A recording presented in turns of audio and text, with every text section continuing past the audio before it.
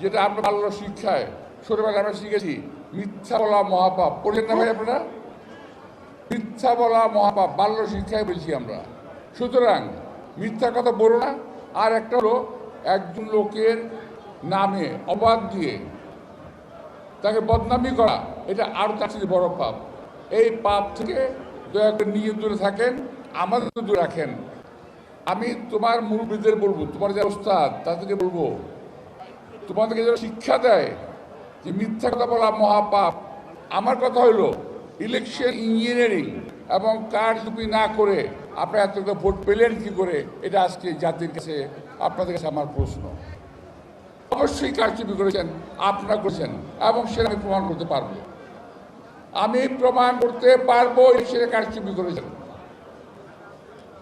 তো সুতরাং লম্বা লম্বা কথা বলেন না। আর একটা উপদেশ, বয়স এখনো কম,